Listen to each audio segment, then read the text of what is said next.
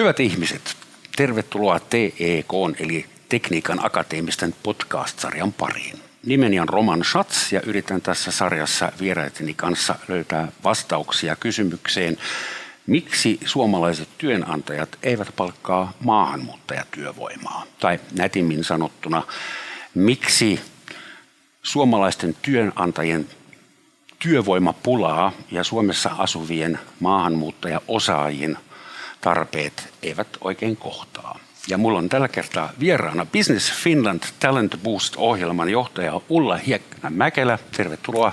Kiitos Roman, mukava olla täällä. Ja Baronan globaalista työvoimasta vastaava johtaja Elina Koskela. Kiitos. Hienoa päästä mukaan. Teillä Baronassa on tehty tutkimusta, jonka mukaan lähes 40% suomalaisista työnantajista on hyvin heikot valmiudet tai tahtotila palkata kansainvälistä työvoimaa. Eli suomalainen yritys kärsii työvoimapulasta, mutta ei silti rupea etsimään maahanmuuttajatyövoimaa, koska mistä kiikastaa? Joo, tämä meidän työelämätutkimus tehtiin viime syksynä ja tässä 40% on huomioitu siis ne yritykset, jotka kertoivat kärsivänsä työvoimapulasta. Eli 40% näistä yrityksistä tosiaan kokee, että heillä on heikot valmiudet palkata kansainvälisiä osaajia. Suurin syy tähän oli kielitaidon heikko taso. Kuinka hyvin koneistajan pitää osata suomea? Tätä mä en oikein ymmärrä, että mä epäilen, että tässä saattaa olla kuitenkin kulttuurisia taustasyitä. Onko maahanmuutto niin uusi ilmiö Suomessa vielä, että ei vielä tultu ajatelleeksi, että voitaisiin palkata? No meillä on myös esimerkkejä tapauksista, jossa koneistaja ei puhu lainkaan englantia. Sen tyyppisessä tehtävässähän se ammattiosaaminen on tärkeintä. Tietysti kaikki työturvallisuus ja perehdytysasiat pitää voida hoitaa jollakin yhteisellä kielellä, mutta se ei käytännössä ole kuitenkaan niin kuin työllistymisen este, jos sitä tahtoa riittää. Tämän tutkimuksen perusteella itse asiassa se kielitaidon haaste tuntuisi olevan enemmänkin siellä palkkaavan yrityksen päässä. Tämä on varmaan yksi sellainen asia, jota monet yrityksen johtajat ja esimiehet pelkää. Heillä on niin kuin pelkoa siitä, että osaako he toimia esimiehenä sellaiselle henkilölle, jonka kanssa heillä ei ole sujuvaa yhteistä kieltä. Osaanko mä johtaa sellaista ihmistä ja ohjeistaa häntä? Toinen on se, että mietitään, että mitä se vaikuttaa sen yrityksen tiimin kulttuuriin, eli niihin kollegoihin. Että osataanko me pitää meidän niin kuin, projektipalavereita tai tiimipalavereita ja millä kielellä ne tehdään ja se, että miten esimerkiksi niin kuin kahvikoneella, miten käydään siellä keskustelut viikonlopun tapahtumista tai mitä lapsille kuuluu ja muuta, niin monesti niin kuin yrityksessä mietitään, että tämä on niin kuin vaikeaa. Siis pelon kautta lähestytään. Pelon kautta, joo. Yhtä hyvin voisi miettiä, että Joo. meidän kahvihuoneessa syntyy varmaan hyvin mielenkiintoisia, luovia, moniulotteisia keskusteluja. Ja itse asiassa niin ne yritykset, jotka ovat lähteneet tälle tielle, eli meillähän on paljon IT-alan yrityksiä, ohjelmistoalan yrityksiä, pelialahan on jo tänä päivänä hyvinkin monikulttuurinen. Ja tietysti puhumattakaan näistä meidän isoista kansainvälisistä konserneista, itse asiassa sellaiset PK-yritykset, jotka haluavat esimerkiksi aloittaa vientitoimintaa tai joilla on niin kuin asiakkaita ulkomailla tai he ostavat komponentteja tai raaka-aineita jostakin ulkomailta, niin hehän hyötyy siitä, jos heillä on kotipesässä monenkielisiä ihmisiä, he osaa toimia erilaisten kulttuurien kanssa, heillä syntyy sitä luontevaa työhön liittyvää kielitaitoa sitä kautta. Ja nyt sitten sekä niin kuin Baronan että meidän tutkimuksissa niin on osoitettu, että sellaiset yritykset, jotka rohkaistuu ottamaan näitä ensimmäisiä askeleita ja kehittää sitä kansainvälistä kulttuuria siellä kotipesässä, ne itse asiassa kasvaa nopeammin kuin muut yritykset, ne on kannattavampia ja sitten ne onnistuu siinä kansainvälistymisessä, jos he haluaa laajentua esimerkiksi vientimarkkinoille. Se kulttuuri, joka syntyy siellä kotipesässä, se auttaa moneen asiaan seuraavassa vaiheessa. Millä keinoilla tällä hetkellä yritetään ratkaista tätä työvoimapulaa? Että onko millaisia hankkeita, tempauksia, värväysoperaatioita? No itse asiassa tänä päivänä niin numero 1 on ehdottomasti se, että meillä on Suomessa jo hirveä määrä osaajia, jotka etsivät töitä. Joka vuosi valmistuu noin 5000 kansainvälistä opiskelijaa Suomessa suomalaisella korkeakoulututkinnolla. He ovat jo täällä, he elävät täällä, he tuntevat, miten Suomessa toimitaan ja liikutaan. Ja osaavat suomea varmaan osaavat jonkin verran. pikkusen suomea. Ja tämä on nyt se ensimmäinen steppi, että miten me saadaan Suomessa jo olevat maahanmuuttajat ja kansainväliset osaajat löytämään se työpaikka. Ja tämä on myös työnantajille niin kaikkein helpoin tapa niin kuin rekrytoida ja opetella sitä kansainvälisten osaajien rekrytointia. Mistä työnantaja löytää niitä 5000 juuri valmistunutta kansainvälistä osaajaa? No kyllä he hyvin aktiivisesti hakevat töitä. Ja kyllähän niin kuin, huolimatta tästä tavallaan niin kuin, alkukeskustelusta, jonka perusteella voisi päätellä, että Suomessa ei juuri työllistetä kansainvälisiä osaajia, niin kuitenkin mekin pelkästään Paron alla tullaan tänä vuonna rekrytoimaan noin 1000 kansainvälistä osaajaa kaiken kaikkiaan meidän asiakasyrityksiin, mikä on aika iso määrä. Ja tässä on toki mukana myöskin Suomessa jo asuvia valmistuvia opiskelijoita tai muiden syiden takia Suomeen tulleita. Se, mitä me pyritään tekemään vahvasti tällä hetkellä tuolla yrityskentässä, on se, että me yritetään keskustelujen kautta rohkaista yrityksiä lähtemään tähän ensimmäisen kansainvälisen osaajan palkkaamiseen, joka usein on sitten se väylä siihen, että huomataan, että hei, että eihän tämä itse asiassa näin vaikeaa ollutkaan. Ja silloin, kun siinä on niin kuin, kumppani mukana, joka varmistaa myöskin kaikki tämän dokumentaation, työluvat, mahdollisen relokaatiopalvelun, asumisen ratkaisut ja muut, niin silloin se kynnys yritykselle on huomattavasti matalampi. Mutta onko tilanne nyt näin, että esimerkiksi te Baronassa te headhuntatte osaaja ulkomailta Suomeen ja Suomesta, ja samalla suomalaiset ja myös maahanmuuttajat Suomessa hankkivat itselleen huippuluokan koulutuksen ja lähtevät sitten Berliiniin, Lontooseen, Pariisiin tai minne lähtevätkin. Että tämä pitää etsiä toisella kädellä ja toiseen suuntaan lähtee tuo brain drain, mikä on aivovuoto suomeksi. No itse asiassa tällainen niin kuin kansainvälinen liikkuvuus, niin tämähän on tänä päivänä ihan normi. Eli suomalaisetkin opiskelijat valmistumisen jälkeen haluavat pariksi vuodeksi ulkomaille ja niin edelleen.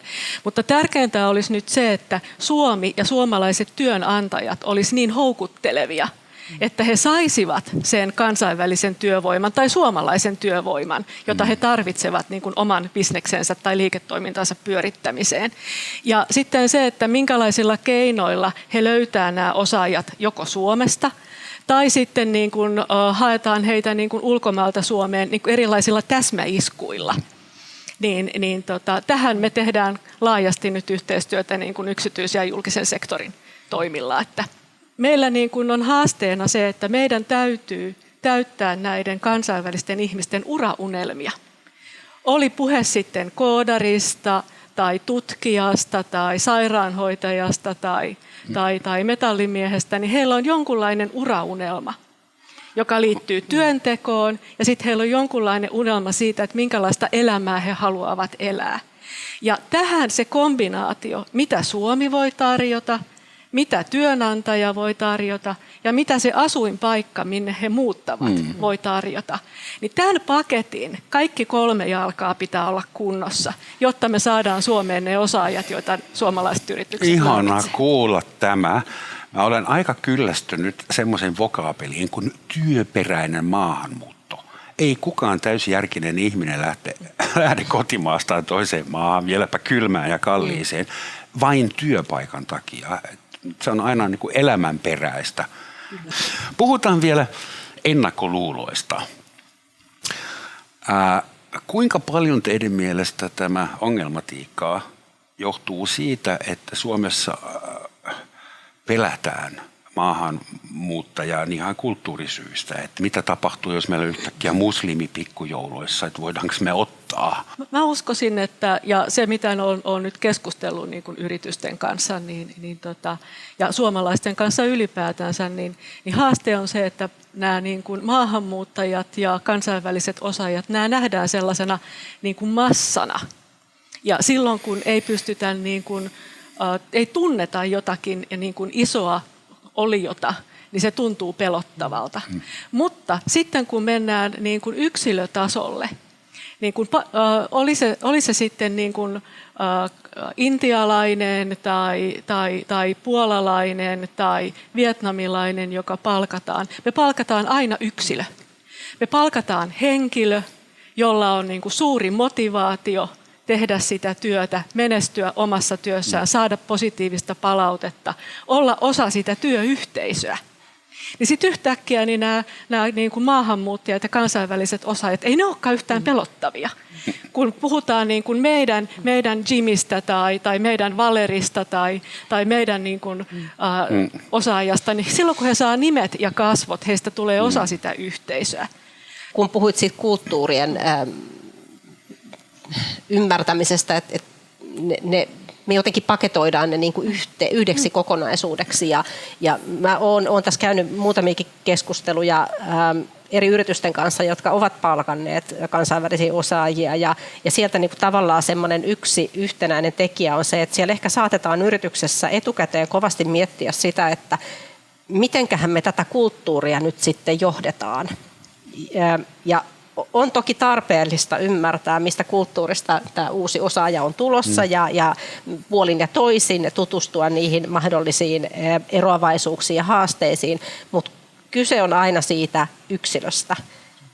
Ja ihan samalla lailla me johdetaan niitä kansainvälisiä osaajia yksilöinä, kun me johdetaan suomalaisiakin. Et kyllähän Matti ja Pirkkokin on työntekijöinä vähän erilaisia ja odottaa erilaista johtamista ja ihan samoin tämä kansainvälinen osaaja tuleehan sitten mistä kulttuurista tahansa. Mun mielestä tämä maahanmuutto on vielä niin tuore, se on yksi sukupolvi, puolitoista sukupolvea vanha massailmiönä Suomessa, niin sen takia Suomessa usein mietitään maahanmuuttaja vielä, niin kuin sä sanot, yhtenä homogeenisena ryhmänä. Ja sehän ei ole semmoista olemassa kuin maahanmuuttajat ry.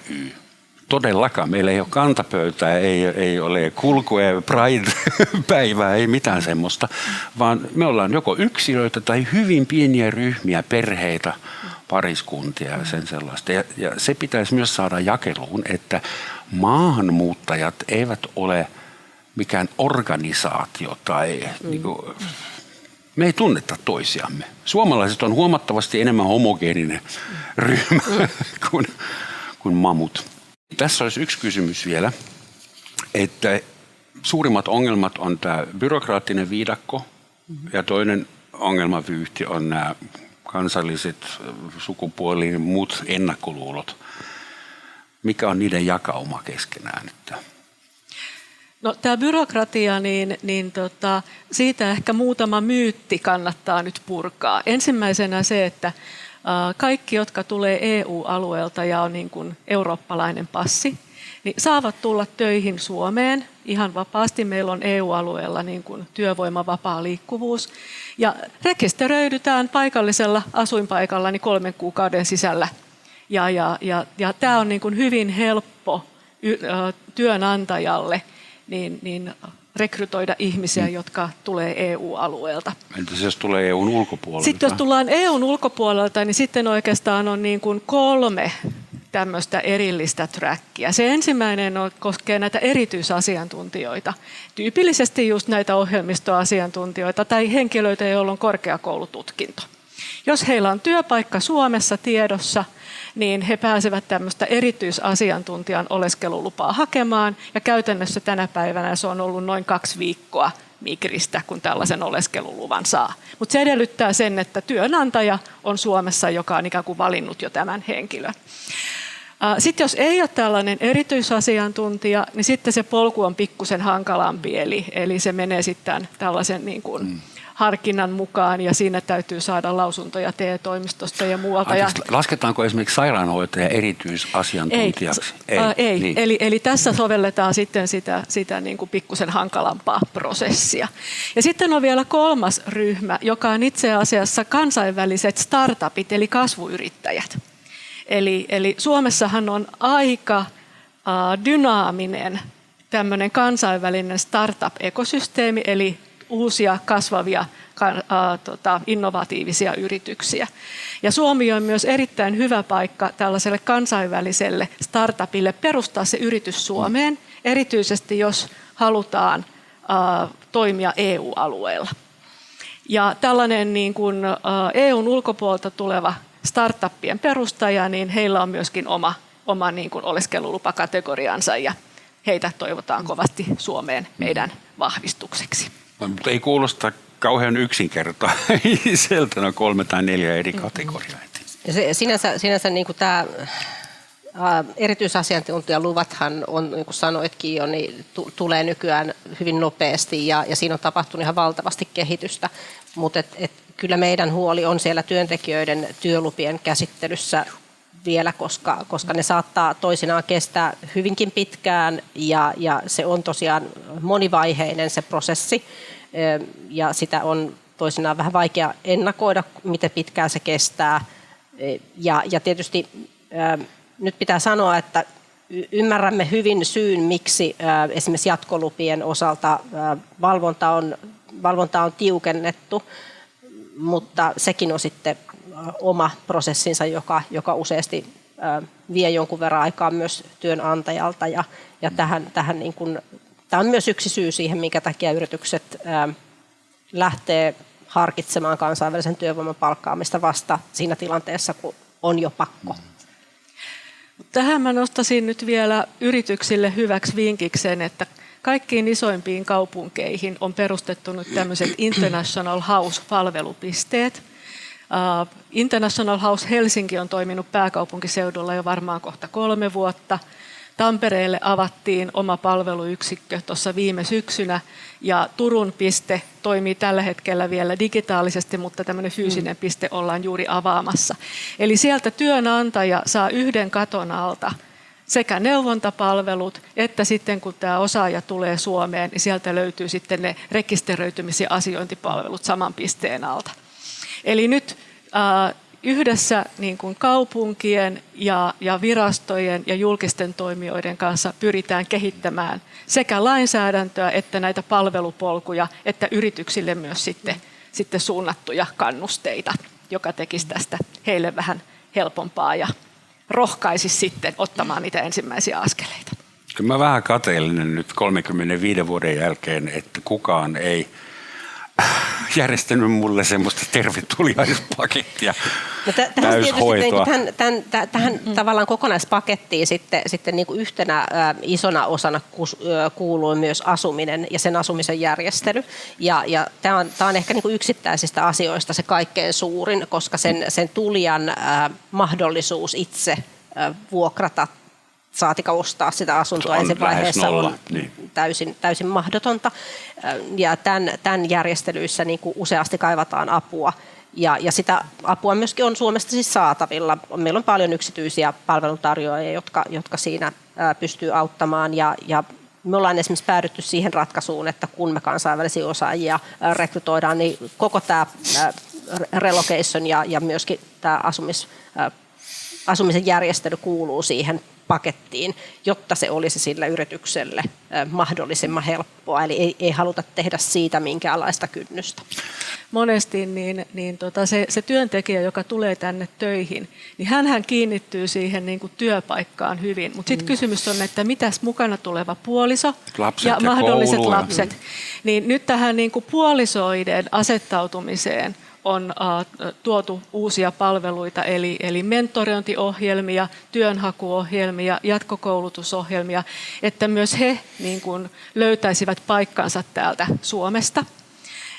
Ja toinen on sitten nämä kansainväliset koulut. Ja tämähän on ollut sellainen asia, mistä on pitkään puhuttu, että näitä niin kuin kansainvälisiä koulupaikkoja tarvitaan koko ajan enemmän ja enemmän. Ja se tavallaan, vaikka niitä kasvatetaan, niin se ei ihan pysynyt siinä niin kuin tahdissa mukana. Eli tämä vaatii myös sit niitä päteviä opettajia, jotka pystyy vetämään tämmöistä niin kuin suomalaista koulujärjestelmää vieraalla kielellä. Ja tähän ehkä sitten vielä niin kuin jatkoksi useasti perheen kanssa tulijat on siis näitä erityisasiantuntijoita, koska heillä on mahdollisuus tuoda perhe Suomeen, koska he tienaavat sen verran, että he voivat perheensä Suomessa hyvin elättää. Mutta sitten kun me mennään sinne työntekijöihin, joita on siis jo mainitut sairaanhoitajat, hitsaajat, koneistajat, kokit ja niin edelleen, niin heidän palkkatasonsa useasti on sen verran matalampi ja meillä on aika korkeat perheen yhdistämisen tulorajat, niin ehkä seuraava vaihe on se, kun me kuitenkin Suomessa tavoitellaan pysyviä maahanmuuttajia, jotka pysyisivät täällä siis hyvin pitkään, niin heillä tietysti toiveena olisi saada tuotua se perhe Suomeen. Meidän pitää miettiä niitä keinoja, millä me voidaan työllistää myöskin perheen toinen osapuoli. Ulla ja Elina, suuret kiitokset tästä tuokiosta. Mun mielestä tämä oli hyvä paketti, vai jäikö meiltä mainitsematta jotain keskeisen tärkeää? Kiitos. Varmaan jotakin asian tiimoilta jäi mainitsematta, mutta oli kiva päästä juttelemaan teidän kanssa lempiaiheesta.